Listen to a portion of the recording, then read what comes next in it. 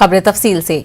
मरकज और ट्विटर के बीच खींचतान के दरमियान ने ट्विटर ने एतराफ किया है कि आईटी कवानीन के नए कवानीन की तामील पूरी तरह से नहीं की गई है। दिल्ली हाई कोर्ट ने दरियाफ्त किया था, जिसके जवाब में ट्विटर ने अपना बयान दिया। कोर्ट ने पूछा था कि शिकायत अफसर के इस्तीफे के बाद नए अफसर की तकर्रुरी क्यों नहीं की गई। वहीं नए अफसर की तकर्रुरी में ताखीर पर दिल्ली हाई कोर्ट ने ट्विटर की सरजनिश भी की। अब इस मामले में अगली समाअत 8 जुलाई को है। हम जिन्स शादी को Hindu marriage act, special marriage act या फिर फॉरेन मैरिज एक्ट के तहत तस्लीम करने वाली अर्जी पर आज दिल्ली हाई कोर्ट में समाअत हुई। इस हवाले से हमारे नुमाइंदे सुशील पांडे तफसील बता रहे हैं। समलैंगिक विवाह को Hindu marriage act, special marriage act या फिर फॉरेन मैरिज एक्ट के तहत मान्यता देने के मामले में दायर एक नई याचिका पर दिल्ली हाई कोर्ट ने केंद्र सरकार को नोटिस जारी किया है। इस पूरे मामले में अब दिल्ली हाई कोर्ट 27 अगस्त को सुनवाई करेगा। दरअसल दिल्ली हाई कोर्ट में एक नई अर्जी दाखिल करके ये मांग की गई है कि जिस तरह Hindu marriage act, special marriage act को देश में कानूनी मान्यता दी जाती है, ऐसे ही समलैंगिक विवाह को भी कानूनी मान्यता दी जाए।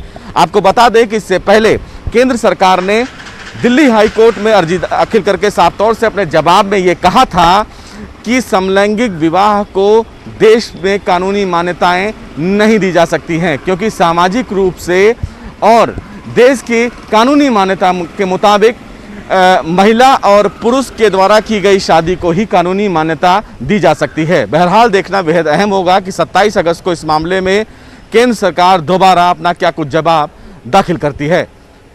कैमरामैन रमेश रत्नाकर के साथ सुशील पांडे, न्यूज़ 18, दिल्ली। सदर जमहूरिया रामनाथ कोविंद ने कर्नाटक, हिमाचल प्रदेश, मध्य प्रदेश और मिजोरम के लिए नए गवर्नर मुकर्रर किए हैं। थावरचंद कर्नाटक के नए गवर्नर मुकर्रर किए गए हैं, जबकि मंगूभाई छगनभाई पटेल को मध्य प्रदेश की जिम्मेदारी सौंपी गई है। गवर्नर राजेंद्र विश्वनाथ हिमाचल प्रदेश के नए गवर्नर होंगे। मिजोरम के गवर्नर बाबू खम्मपति होंगे।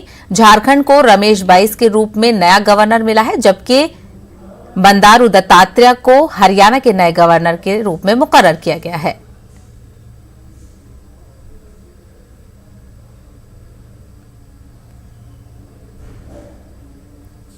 वहीं कर्नाटक के नए गवर्नर थावरचंद गहलोत ने न्यूज़ 18 से खास बातचीत की। केंद्रीय सामाजिक न्याय और अधिकारिता मंत्री थावरचंद गहलोत मेरे साथ। अब इनके पास नई जिम्मेदारी होगी, कर्नाटक के राज्यपाल बनाए जा रहे हैं। सर, नई चुनौती, नई जिम्मेदारी, ये चुनौती है या जिम्मेदारी है? भारत के यशस्वी प्रधानमंत्री जी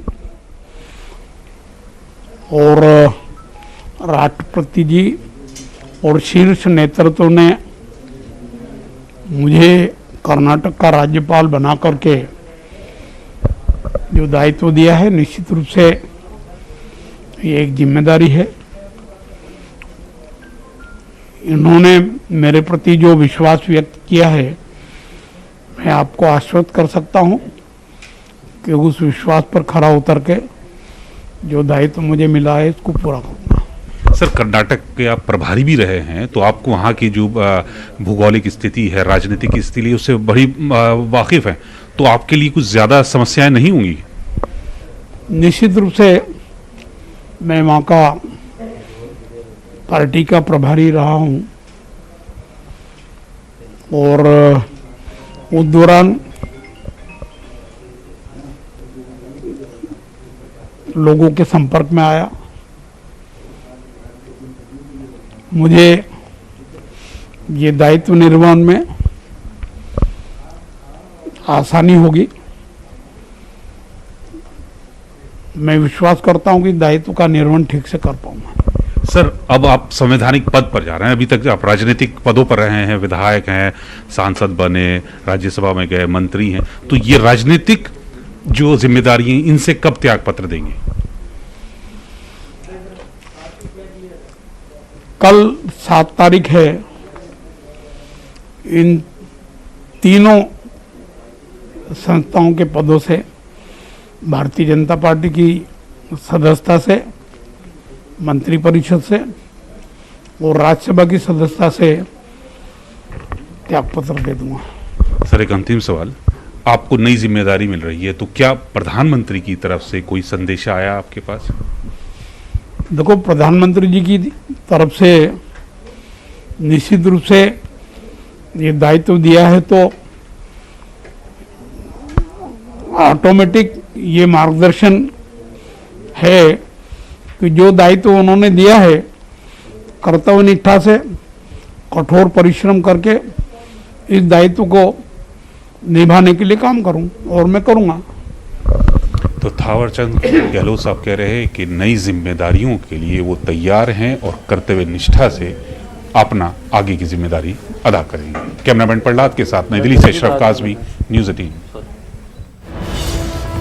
तो मुंबई से इस वक्त की बड़ी खबर आपको बता दें, अरकान असेंबली की मुअत्तली पर बीजेपी का एहतजाज जारी है। असेंबली के बाहर बीजेपी का एहतजाज लगातार जारी है। बीजेपी की तमसीली असेंबली हुनूस जारी है। आपको बता दें बीजेपी अरकान असेंबली शामिल है, फडणवीस सरकार पर बरसे हैं। तो आज महाराष्ट्र असेंबली का इजलास का दूसरा दिन है। कल भी असेंबली में हंगामा हुआ, जिसके बाद आज दूसरे दिन लगातार हंगामा बरपा है और बीजेपी शिद्दत के साथ एहतजाज दर्ज करा रही है। बीजेपी का एहतजाज जारी है। असेंबली के बाहर बीजेपी कारकुनान इकट्ठा हैं और वो कल की गई कार्रवाई के खिलाफ एहतजाज कर रहे हैं।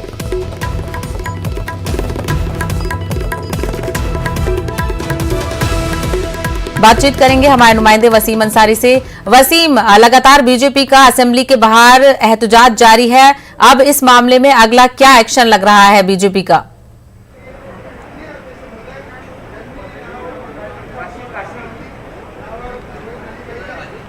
देखिए, सुबह 11 बजे से जब सदन शुरू हुआ उसके बाद से लेकर अब तक बीजेपी, देख सकते हैं ये पीछे जो कैमरा लगे हुए हैं, इन कैमरे के पीछे बीजेपी ने एक अपनी सभा बना के रखी है। यहाँ पे विरोधी पार्टी जो के नेता हैं, देवेंद्र फडणवीस मौजूद हैं, जितने भी बीजेपी के विधायक हैं सारे मौजूद हैं। उन्होंने इस तरह के पूरे एक सदन तैयार करके रखा है और अब इस मुद्दे को लेकर एनसीपी भी आक्रमण। हमारे साथ एनसीपी के विधायक है प्रकाश गजवी जी, उनसे बात करते हैं। ये बताइए कि जिस तरह से बीजेपी ने यहाँ पे बाकायदा आप लोगों पर इल्जाम लगा, इसके बाद खुद का एक सदन चला रही है बाहर, इसे किस तरह से देखते हैं? ये संवैधानिक, इनको कोई अधिकार नहीं यहाँ पे ऐसा सदन चलाने का। निश्चित तौर से सभागृह में काम होना चाहिए, सदन में काम होना चाहिए, वहाँ पे चर्चा होना चाहिए, वहाँ पे आपके जो भी आयुध रहते हैं जो सरकार को अड़चन में लाते हैं, तो वहाँ में अड़चन लाने का काम करें। अभी यहाँ पे इनके सुनने के लिए कोई नहीं है, ना पीठासीन अधिकारी है, ना सभापति है, ना अध्यक्ष है, ना कोई सरकारी यंत्रणा है। जो मशीनरी है, गवर्नमेंट मशीनरी है, वहाँ यहाँ नहीं है। ऐसा ही उनको यहाँ पे बैठने का है और क्या कर सकते हैं अभी करके उन्होंने ऐसा प्रति सदन चला रहे हैं। सरकार उनकी सुन नहीं रही है, जिसकी वजह से जनता के दरबार में जा रहे हैं और उसी तरह से कामकाज किया जा रहा है। नहीं, जनता का इनसे मोह भंग हो चुका है। अभी आगे आने वाले चुनाव में जो इधर दिख रहे हैं आपको, इनका पूरा पत्ता साफ हो जाएगा पूरे देश से। इतने झूठे अभी इन्होंने ये बोल रहे थे कि ये लोकशाही को ताला लगाया। जो मोदी की जो ठोकशाही थी, वो ठोकशाही को ये महाविकास आघाड़ी ने ताला लगा दिया। अब ये ताला लगाया करके घर के बाहर है। ये जो बच्चे घर यानी घर नहीं संभाल सकते, जो बच्चे अपने माँ बाप की सेवा नहीं कर सकते, जो बच्चे अपना समाज में आदर्श स्थान नहीं निर्माण कर सकते, वो बच्चों को घर के बाहर निकाला जाता। ऐसा इनकी परिस्थिति हो गई। इनको संसद के बाहर निकालेंगे, लोग विधानसभा के बाहर निकालेंगे, उनको जिला परिषद के सदन से बाहर निकालेंगे, लोग निकालेंगे, जनता निकालेंगे इनको वोटिंग के माध्यम से। भ्रष्टाचार के आरोप काफी लगाए हैं कि आपने कोरोना के दौरान सरकार ने आंकड़े छुपाए, भ्रष्टाचार में कई मंत्रियों ने इस्तीफा दिया है, इन सब बातों को लेकर नाराजगी जाहिर। निश्चित तौर से मैं आपको बताना चाहूँगा, इनका जो लोग खुद भ्रष्टाचारी होते हैं वही दूसरों के ऊपर आरोप लगाते हैं। भ्रष्टाचार का काम इनको मालूम है कि करोड़ों रुपए का पिछले सदन में इनके बारे में यहाँ पे बात निकाली गई, लेकिन वहाँ किसी को भी इन्होंने अरेस्ट नहीं किया गया। और आपने देखा होगा पूरा जो 70 साल का 60 साल का अगर इतिहास देखा जाए तो लोग अंदर में गए, हर्षद मेहता हो या और कोई जेल में लोग गए, लेकिन इनके कार्यकाल में जिन लोगों ने लाखों करोड़ों रुपए गबन करके वो आज भी वो मोदी और चौकसी और वो माल्या, ये सभी लोग भाग गए। तो इनको सत्ता चलाना नहीं आता। इनको इस देश को बेचने का काम कैसा करे, इस देश की प्रॉपर्टी कैसा बेचे, सभी की सभी प्रॉपर्टी बेचने का काम कर रहे हैं। इससे जनता को भी, एक इंसान है वो इंसान को ही बेचने का काम बाकी रह गया, बाकी सब बेच दिया। जिस तरह देख सकते हैं कि एनसीपी किस तरह से इस बात को लेकर नाराज है और साफ तौर पे बता रही है कि जो मुद्दे सदन के अंदर होने चाहिए थे वो सदन के जिस बाहर है। तरीके की बातें इसका किसी तरह वसीम का एनसीपी के लीडर ने कही, क्या ये उसका नतीजा है? क्योंकि आजकल जो खबरें मौसूल हो रही थी शिवसेना और बीजेपी को लेकर नजदीकियों की खबरें सामने आ रही थी, तो क्या ये उसका नतीजे में इन्होंने ये रद्द-ए-अमल जाहिर किया है?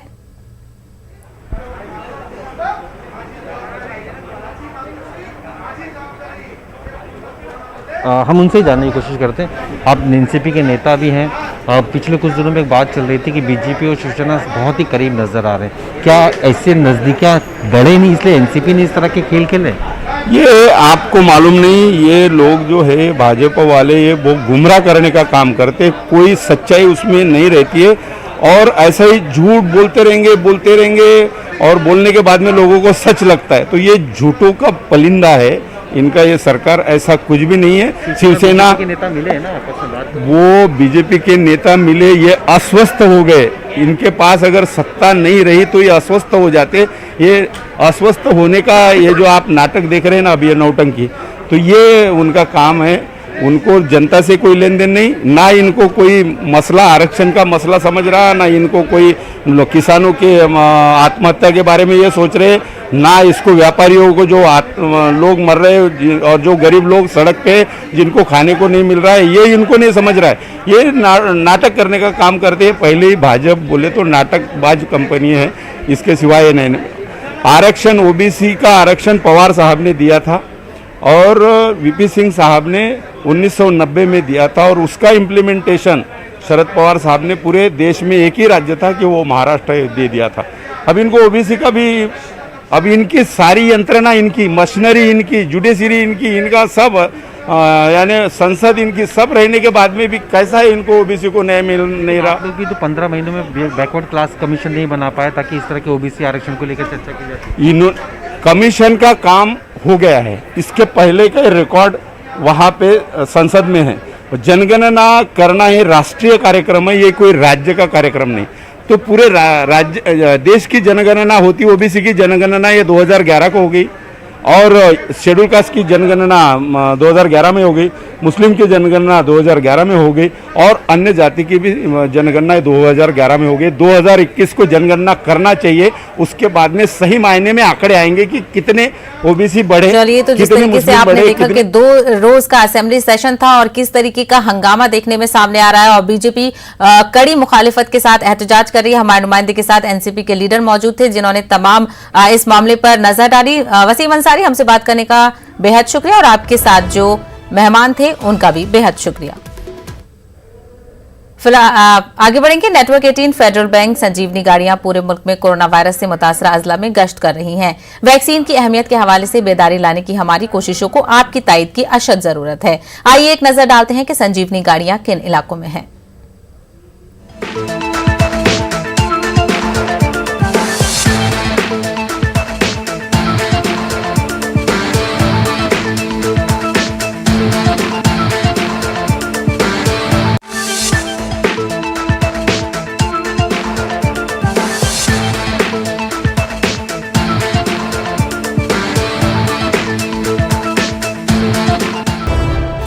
तो इस वक्त की एक और बड़ी खबर आपको बता दें, आसनसोल से ये बड़ी खबर आ रही है। पुलिस तहवील में नौजवान की मौत पर बवाल। नौजवान पर था चोरी का इल्जाम। पुलिस और मकामी लोगों के बीच झड़प भी हुई है। मकामी अफराद ने पुलिस स्टेशन में तोड़फोड़ की है, साथ ही गाड़ियां भी फूंकी गई हैं। तो आसनसोल में पुलिस तहवील में नौजवान की मौत पर बवाल हो रहा है। नौजवान पर था चोरी का इल्जाम। पुलिस और मकामी लोगों के बीच झड़प भी हुई, जिसमें मकामी अफराद ने पुलिस स्टेशन में तोड़फोड़ भी की है, साथ ही गाड़ियां भी फूंकी गई हैं। तो तस्वीरों में आप देख सकते हैं कि किस तरीके से झड़प देखने में सामने आ रही है। गाड़ियों को तोड़ा जा रहा है और साथ ही गाड़ी में एक आग भी लगा दी गई है।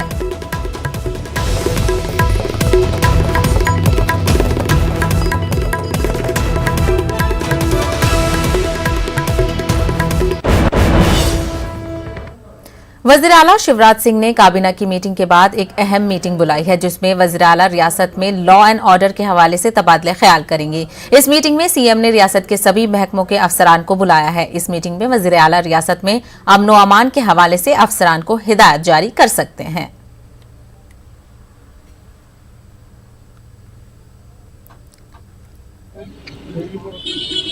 कि मुरैना, गुना, खंडवा, रीवा चारों तरफ भेड़ियों का राज दिखाई देने लग गया है। चलती सड़क पर जिंदा जला दी गई लड़की रीवा में, और अपराधी खुद ही उस थाने लेकर पहुंच रहा है। ये जो हमारे मंत्री जी हैं गिद्धों के एक्सपर्ट, मेरा उनसे सवाल है कि आदरणीय मंत्री जी, गिद्धों की सोच बनाते बनाते ये भी तो पता लगाइए कि मध्य प्रदेश में भेड़िए क्यों पैदा हो रहे हैं, और इस तादाद में 4 बच्चियों को लहू लुहान किया गया। कल आपको याद होगा, मुख्यमंत्री निवास से 1.5 किलोमीटर दूर बच्चियों के साथ रेप हुआ था और उस पर कोई कार्रवाई नहीं हुई। कमलनाथ जी ने इतना भी जहमत नहीं उठाई कि उन बच्चियों के घर पर वो जा सके। आज लाशों पर राजनीति करना और केवल अपनी राजनीतिक रोटी सेकने के लिए इस तरह से अनर्गल बयानबाजी करना, ये कांग्रेस के नेताओं की आदत हो गई है। मध्य प्रदेश की कानून व्यवस्था चुस्त और दुरुस्त है, और उसी का परिणाम है कि घटना के तुरंत बाद जिस मुस्तैदी के साथ नेमावर ने, सरकार ने और पुलिस ने काम किया, दोषियों को पकड़ लिया गया। और जैसा माननीय मुख्यमंत्री जी ने कहा है कि फास्ट ट्रैक पर सभी दोषियों के खिलाफ केस चलेगा। मजीद बातचीत करेंगे हमारे नुमाइंदे मेहताब आलम से। मेहताब आलम, काबीना की मीटिंग के बाद वज़ीर आला ने एक अहम मीटिंग और बुलाई, इसमें क्या कुछ हिदायत दी गई आला अफसरान को? साहिबा, मीटिंग अभी जारी है और मैं बताऊं कि मीटिंग शुरू होते ही वज़ीर आला ने अपने सख्त तेवर दिखाए और अफसरान पर अपनी नाराजगी का इजहार किया, क्योंकि मीटिंग में तमाम शोबों के चीफ सेक्रेटरी के साथ साथ उनके सदर को बुलाया गया है। और वज़ीर आला ने साफ तौर पे कहा कि अगर किसी शोबे में फलाई स्कीम का निफाज नहीं होता तो उसके लिए जिम्मेदार उस शोबे के चीफ सेक्रेटरी और उसके सदर होंगे और कार्रवाई भी उसी पर होगी। इसी के साथ साथ वज़ीर आला ने तमाम वज़रा को यह हिदायत दी कि हर पीर को मंडे के दिन वो तमाम अपने कामों को लेकर ज़्यादा मीटिंग करेंगे और उसकी प्रोग्रेस रिपोर्ट वज़ीर आला को खुद पेश करेंगे। और वज़ीर आला ने जो है लॉ एंड ऑर्डर पर जो है जहाँ पर तंबीह की और ये कहा कि इस तरह की शिकायतें अगर आती हैं, समझदारी के मामला बढ़ रहे हैं तो उसको कतई तौर पर बर्दाश्त नहीं किया जाएगा। हालांकि मध्य प्रदेश की तरफ वज़ीर बराए मेडिकल एजुकेशन ने भी कहा कि मध्य प्रदेश में लॉ एंड ऑर्डर ठीक है। कल 4 जगह पर असमंदरी के वाकयात हुए। रीवा में जो है जिंदाड़े एक बच्ची को जला दिया जाता है, वहीं पर जो है निमावर की वाकयात को लेकर जो उन्होंने कहा कि फौरी तौर पर कार्रवाई हुई। तो मैं आपको बता दूं कि निमावर के वाकये में 45 दिन बाद जो है कार्रवाई की गई थी, और 45 दिन के बाद कार्रवाई अगर किसी चीज पर होती है वो फौरी कही जाती है, जिससे आप अंदाजा लगा सकते हैं कि कहां पर किसको छुपाने की और बचाने की कोशिश हो रही है। तो जहां पर इस मामले को लेकर शिकायत हो रही है, कांग्रेस और बीजेपी के दरमियान जो है सियासत हो रही है, वहीं पर वज़ीर आला ने अपने सख्त जो है मौक़िफ़ का इज़हार किया और अफसरान को जो है सीधे तौर पर तंबीह देते हुए कि अगर कोई तरह कार्रवाई नहीं होती है तो उन पर ही कार्रवाई की जाएगी। जिस तरीके से मध्य प्रदेश में इन दिनों क्राइम बढ़ते जा रहे हैं, तो उसी के हवाले से सीएम ने ये मीटिंग बुलाई है। ऐसे में कमलनाथ ने भी मेवाड़ में जो मामला हुआ था उसमें मुतासरीन से मुलाकात की, उसके हवाले से वजीर बराए एजुकेशन विश्वास सारंग ने उनकी तनकीद भी की। तो ऐसे में क्या इस मामले को लेकर तनकीद करनी सही कहा जा सकता है?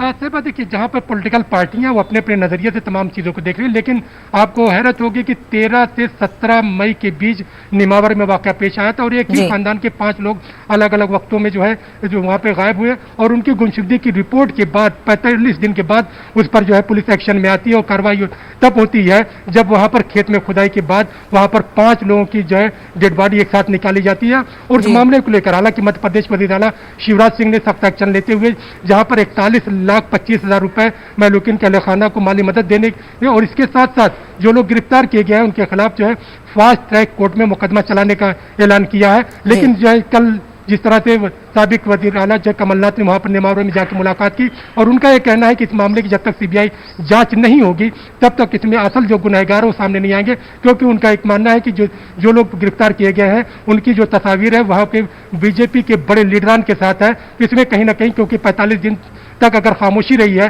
तो कुछ ना कुछ लोगों को बचाने की कोशिश की जा रही है। वहीं पर कांग्रेस ने मालूकिन के अहले खाना को 5-5 लाख रुपए माली मदद देने का भी ऐलान किया है। भारतीय जनता पार्टी ने इस मामले पर अपने सख्त मौक़िफ़ का इज़हार करते हुए कांग्रेस पर लाशों पर सियासत करने का इल्जाम लगाया है। चलिए, तो सियासत तो जारी रहेगी, लेकिन वज़ीर आला ने अहम मीटिंग बुलाई है। ये खुशाइन बात है क्योंकि रियासत में लॉ एंड ऑर्डर मेंटेन रहना चाहिए। मेहताब आला, हमसे बात करने के लिए बेहद शुक्रिया। दिल्ली में कोविड वैक्सीन की कमी का असर दिखने लगा है। दिल्ली में बड़ी तादाद में लोग कोरोना का टीका लेने के लिए वैक्सीन सेंटर पहुंच रहे हैं, लेकिन वैक्सीन न होने की वजह से लोगों को मुश्किलात का सामना करना पड़ रहा है। इत्तलात के मुताबिक दिल्ली में सिर्फ एक दिन का ही स्टॉक बाकी रहा है, जिसकी वजह से लोगों को वैक्सीन दस्तयाब नहीं हो पा रही है। वहीं हुकूमत के मुताबिक उन्हें 35 लाख वैक्सीन की जरूरत है। जायजा लिया हमारी नुमाइंदा रचना ने। देश की राजधानी दिल्ली में वैक्सीन की कमी का खतरा फिर से बढ़ने लगा है।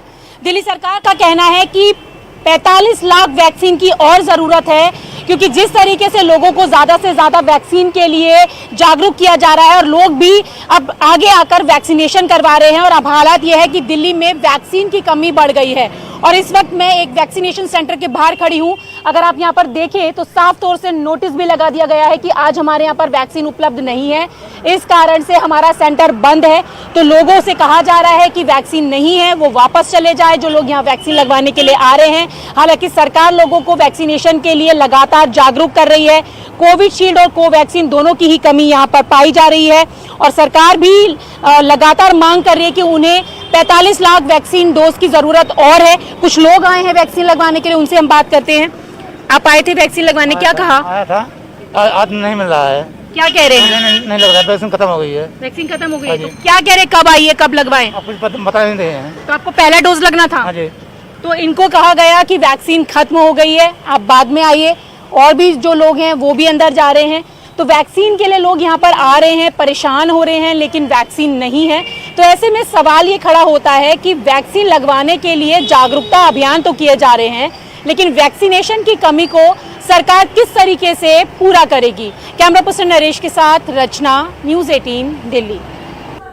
मुल्क में आज कोरोना के 111 दिनों में सबसे कम नए मामले सामने आए हैं। वजारत सेहत की जानिब से जारी करदा एदाद-ओ-शुमार के मुताबिक 34,703 नए मामलों की तस्दीक हुई है, जबकि इसी अरसे में 553 अमवात हुई हैं, जो कि अब तक की सबसे कम तादाद है। पिछले 24 घंटों में 51,864 मरीज सेहतियाब हुए हैं। मुल्क में कोरोना के 4,64,357 एक्टिव मामले हैं। वहीं मुल्क में जारी टीकाकारी की बात करें तो अब तक कोरोना के खिलाफ 35 करोड़ 75 लाख से ज्यादा लोगों को वैक्सीन दी जा चुकी है।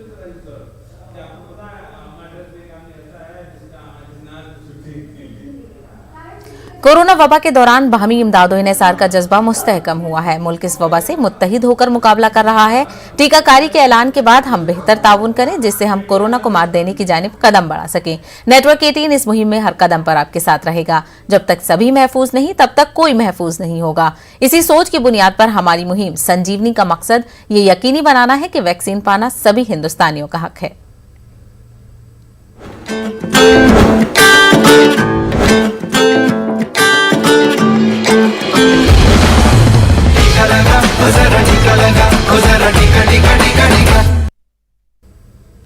खबरों में फिलहाल इतना ही। मुझे दीजिए इजाजत। आदाब।